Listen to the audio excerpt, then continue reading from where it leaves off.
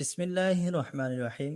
ইয়াহইয়া ইবনে বুকায়র রহমতুল্লাহ আলাইহি আয়েশা রাদিয়াল্লাহু তাআলা আনহা থেকে বর্ণিত, তিনি বলেন, রাসূলুল্লাহ সাল্লাল্লাহু আলাইহি সাল্লামের প্রতি সর্বপ্রথম যে ওহী আসে তা ছিল ঘুমের মধ্যে স্বপ্নরূপে। যে স্বপ্নই তিনি দেখতেন তা একেবারে ভোরের আলোর ন্যায় প্রকাশ পেত। তারপর তার কাছে নির্জনতা প্রিয় হয়ে পড়ে এবং তিনি হেরা গুহায় নির্জনে থাকতেন। আপন পরিবারের কাছে ফিরে আসা এবং কিছু খাদ্য সামগ্রী সঙ্গে নিয়ে যাওয়া, এইভাবে সেখানে তিনি একাধারে বেশ কয়েক রাত ইবাদতে মগ্ন থাকতেন। তারপর খাদিজা রাদিয়াল্লাহু তাআলা আনহার কাছে ফিরে এসে আবার অনুরূপ সময়ের জন্য কিছু খাদ্য সামগ্রী নিয়ে যেতেন। এমনি ভাবে হেরা গুহায় অবস্থানকালে একদিন তার কাছে ওহী এলো। তার কাছে ফিরিস্তা এসে বললেন, পড়ুন। রাসূলুল্লাহ সাল্লাল্লাহু আলাইহি ওয়াসাল্লাম বললেন, আমি বললাম, আমি পড়ি না। তিনি বলেন, তারপর তিনি আমাকে জড়িয়ে ধরে এমনভাবে চাপ দিলেন যে আমার অত্যন্ত কষ্ট হলো। তারপর তিনি আমাকে ছেড়ে দিয়ে বললেন, পড়ুন। আমি বললাম, আমি তো পড়ি না। তিনি দ্বিতীয়বার আমাকে জড়িয়ে ধরে এমনভাবে চাপ দিলেন যে আমার অত্যন্ত কষ্ট হলো। এরপর তিনি আমাকে ছেড়ে দিয়ে বললেন, পড়ুন। আমি জবাব দিলাম, আমি তো পড়ি না। রাসূলুল্লাহ সাল্লাল্লাহু আলাইহি সাল্লাম বলেন, তারপর তৃতীয়বার তিনি আমাকে জড়িয়ে ধরে এমন চাপ দিলেন, এরপর ছেড়ে দিয়ে বললেন, পড়ুন আপনার রবের নামে, যিনি সৃষ্টি করেছেন মানুষকে আলাক থেকে। পড়ুন, আর আপনার রব মহিমান্বিত। তারপরে আয়াত নিয়ে রাসূলুল্লাহ সাল্লাল্লাহু আলাইহি সাল্লাম ফিরে এলেন। তার অন্তর তখন কাঁপছিল। তিনি খাদিজা বিনত ওয়ালিদের কাছে এসে বললেন, আমাকে চাদর দিয়ে ঢেকে দাও, আমাকে চাদর দিয়ে ঢেকে দাও। তারা তাকে চাদর দিয়ে ঢেকে দিলেন। অবশেষে তার ভয় দূর হলো। তখন তিনি খাদিজা রাদিয়াল্লাহু তাআলা আনহা এর কাছে সকল ঘটনা জানিয়ে তাকে বললেন, আমি নিজের উপর আশঙ্কা বোধ করছি।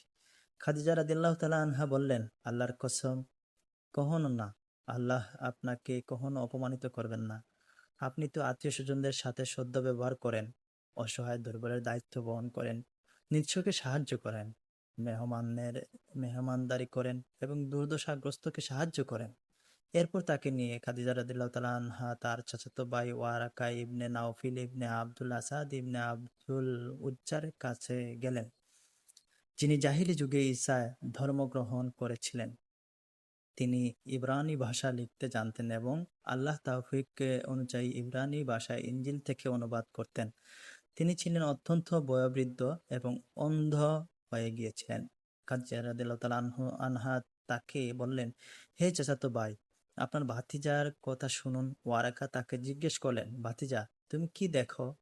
রাসূলুল্লাহ সাল্লাল্লাহু আলাইহি ওয়াসাল্লাম যা দেখেছিলেন সবই খুলে বললেন। তখন ওয়ারাকা তাকে বললেন, ইনি সে দূত যাকে আল্লাহ মুসা আলাইহিস সালামের কাছে পাঠিয়েছিলেন। আফসোস, আমি যদি সেদিন যুবক থাকতাম।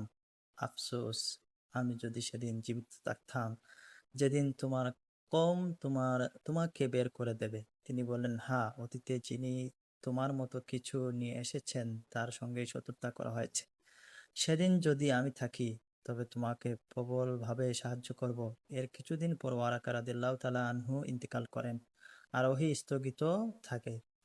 ইবনে শিহাব রাদিয়াল্লাহু তাআলা আনহু জাবির ইবনে আব্দুল্লাহ আনসারী রাদিয়াল্লাহু তাআলা আনহু ওহী স্থগিত হওয়া প্রসঙ্গে বর্ণনা করেন যে রাসূলুল্লাহ সাল্লাল্লাহু আলাইহি সাল্লাম বলেন, একদা আমি হেঁটে হঠাৎ আকাশ থেকে একটি আওয়াজ শুনতে পেয়ে চোখ তুলে তাকালাম।